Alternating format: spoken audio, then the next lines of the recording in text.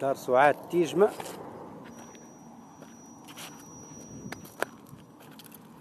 مرحبا بكم في دار سعاد تيجمة. طريقة تحضير الكوشة، لحم الكوشة في الطابونة.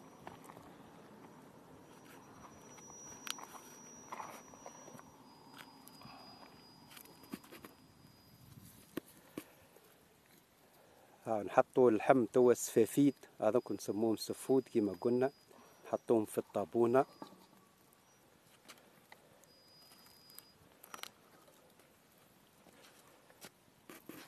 احنا كما فات وذكرنا في دار سعاد تيجمة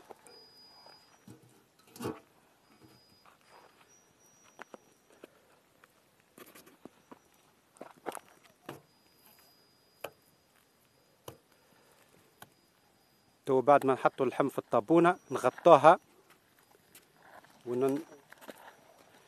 والجناب هذاكم نعملوا لهم الطين باش ما عادش تتنفس.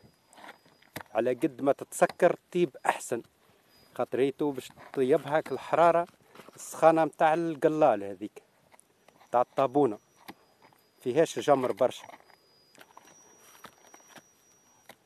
طبيعة الحال الطابونة هذيا اللي نطيبوا فيها في الخبز. الطابونة هذه الطابونة العربي الأصيلية متاع الفخار.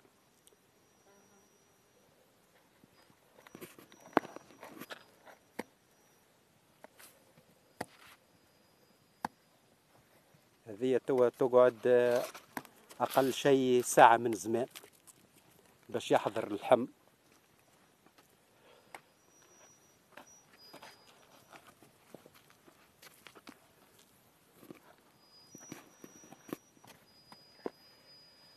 وين يشوف شوية دخان هكايا خارج فابير باخ يسكر. ديما ماذا بينا تكون نفسلة باش تطيب وبنتها في العرق هذاك متاع الطابونة. هي هذيك البنة متاع اللحم متاع الكوشة. طقس ربيعي ما شاء الله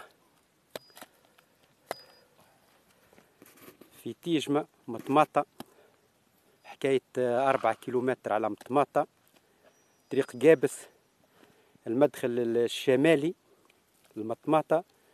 4 كيلومتر تلقوا تيجمة، دار سعاد تيجمة. أول دار على اليمين وانت ماشي الجابس، آخر دار على اليسار وانت ماشي المطماطة. جاي من جابس ماشي المطماطة، آخر دار على اليسار تجيك. كي تخرج من المطماطة ماشي الجابس، أول دار على اليمين تجيك دار سعاد.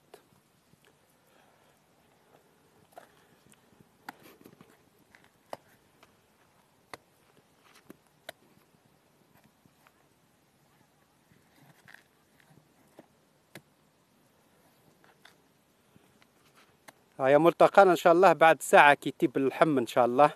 نخرجوا اللحم نوروكم السفافيت.